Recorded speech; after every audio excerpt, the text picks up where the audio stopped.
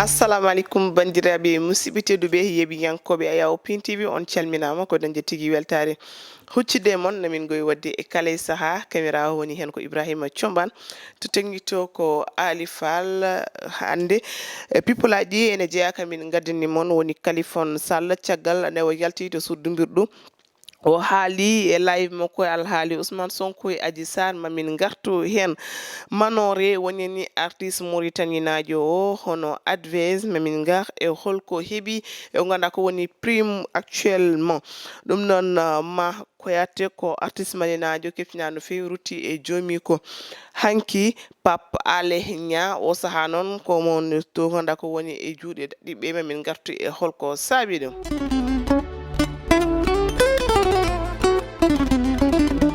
tigi pudorɗen ko ganda ko woni sonare mo ganduɗa noon yani e kala mo ganda ko comédien leydi Sénégal woni ustare Bass Diakhaté artiste comédien keptinnoɗo no fewi sababu nde théâtre ɗi waɗano e nder leydi Sénégal kono ha e ganda ko woni imo e kala saaha omo jalna yimɓe e ko ganda ko woni e théâtre uji makko kanko tigi rutti e joomi ko ñande mardi ɗiɗi lewru nduɗo ɗum noon ko Rafi Dabbo lelnoɗo mo ganda woni Bass Diakhaté ɗum noon sen tumnima e omo ganda woni minni ko mo jiidi yumma e baba dewɗo e makko hono Abdou Diakhaté o holliti tigi noon Bass ko neɗɗo moƴƴo jaaju jiɗɗoɓe kamɓe foof e wi noon foof noon ɓe duttidi ɗum e jomiraɗo konko noon miñiraɗo omo jarno no fewi ministre de la culture e wiide noon o darima darde tinde e sangane Bass sellani nde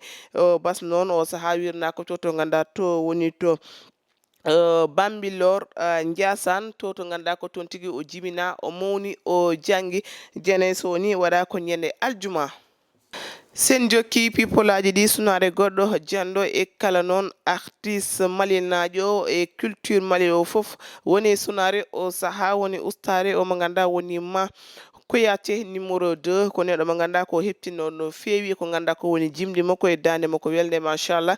kanko tigi noon rutti e joomi ko hanki altine caggal Rafi lellunoɗo o ma Koyate ɗum noon e jokkodirɗen e o mo ganda woni Alou Sam Gawlo mo ganduɗa noon ko artiste keptinato to ganda to woni to Mali o settima moƴƴere fewde o mo ganda woni ma Koyate kono kadi haalde kadi jokkodiral mabɓe kamɓe ɗiɗo ha ko ganduɗa ko woni noon duwawu fewde e bandiraɓe kala jehen ƴeewoyen kettoɗen kongi Alou Sam Gawlo garten oui assalamu aleykum bandiraɓe komin Alou Sam Sankare ma Koyate numéro 2 yo Allah yurmomo yafomo yo Allah harnumo aljanna yo yimɓeɓe ɓooy sakkanademo yo toon ɓuranmo ga ma Koyate ko debbo moƴƴo o debbo lobbo bawɗo yimde jiɗɗo yimɓe ala haala ala duko ala hare min gollidi min jaadi ya Sénégal festival Baba Mal voilà bon donc komin famille goto et puis ko golle gote min batta bon donc mi yiyani hono ma Koyate numéro 2 hono makko e moƴƴude mi yiyani ko neɗɗo moƴƴo wawa haalede kaddi ala eko makko ko donc enen fof eɗen mbawi duwanademo tan yo Allah yurmomo yafomo yo Allah harnumo aljanna e ɓooye sakkanademo voilà ɗum woni kongolam e makko quoi donc merci beaucoup on jarama aduna o fof jarama voilà merci tigi ko ɗum woni kongi Alou Sam Gawlo mo ganda to ganda to woni to Mauritanie woni walla min mbiyamo to Mali walla min mbiyamo Bammal Mali o jarnama no fewi en duwoni dendagal malinaɓe kala e kuuɓal sen jokki people aji men Pape Alé Niang ko journaliste d'investigation kettinaɗo no fewi e nder leydi ndi konko Pape Alé Niang noon ko baɗaɗo arrêté ñande dimanche oɗo taw noon ko les éléments de sûreté urbaine mo Dakar tigi waɗi ɗum taw noon koye yamirore procureur de la république tigi ɓe keeɓi sen tumnima e won hen jaydeji noon Pape Alé Niang rewite ko ganduɗa ko woni noon saktude sirlu dadiɓe ɓe saabi noon o saaha hewɓe e jaydiyankoɓe nana jalta ngam non hollide wonne yo acca urtitoy to ganda to woni to ɓesgu mako konko patron mo Dakar Matin. Tigi Kalifon Sall dille makko wayranomo nanede no feewi ɗum noon ko ne woni to gandata wonto suudu dumbirɗo ala waɗi o yalti e dow jam ɗum noon ko lewru nduɗo ɓendu tigi o yalti to ko ñande wonno konko Kalifon Sall e live aji makko caggal noon dumbirtoy to wonno taw noon nawnomo toon ko alhaali hakkude makko e Adji Thiaré Diaw mo ganduɗa rewitino Kalifon ko coup et blessure volontaire ɗum noon ha saabi o nanga ko ganda ko woni lewru mo leeli to suudu dimbirto donc 6 mois ferme ɗum noon Kalifon e nder live makko teskama tigi noon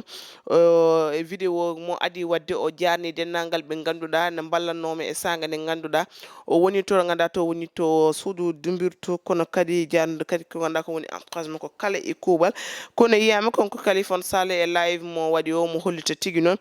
Adji Sarr ala hay goto preuve e ko rewite o mo ganda woni maire mo Ziguinchor o saabu e wiide makko so tawi Adji Sarr no joguino preuve ha joni yaltini surtout e sanga nde ganduɗa woni mois de mars mo ganduɗa sukaɓe hewɓe pittali mumen keddima e on alhaali konko Kalifon Sall noon holto o saaha noon mo ko wadde majeur e vacciné e kala ko watta wonande ɓe ganduɗa paɗano tan ko jooɗo ko ganda ko woni écran omo ƴetto hayso tawi noon no wi ko wona ko watta kono kam omo andi to fofto koyngal makko o saaha ne tawno noon omo andi so joguima caɗele ko konko tan e bandiraɓe makko tampere hen ko manore e kala biyowo pullo kala biyeteɗo pullo kono ko manore noon e ko ganda ko woni e artiste ɓe kala ɗum noon ko mo ganda woni advise konko tigui noon artiste mourtannajo o taw ko rapport keptinaɗo no fewi kanko tigui noon heeɓi ko ganda ko woni prix meilleur artiste africain ɗum noon taw ko Galsen Hip Hop Awards tigi o heeɓi ɗum konko noon advise woni ni manore mo ganduɗa noon kala biyo mbimi e mbimami o saaha saabi kala to tunna e internet uji ɗi sukaɓe nana mbaɗa ɗum félicité kono ha ɓe ganduɗa kadi ko heɓtinaɓe no fewi ko ganda ko woni leñol ngol kala nana mbaɗa félicité mo ganda woni advise ɗum noon enen duwonomo yo jogoro jaam nde tawno ko wayini ene woodi ko ɓeɗanta no fewi ko ganda ko woni artiste o ɗum noon wonno komin gaddanomon hande e people aji min tottamon rendez-vous saaha goɗɗo so wiɗi jomiraɗo kala ko ngakke haala ka en ñaguima yafuy wonano fanarde wonno ko weltinde mon on jarama e kettugol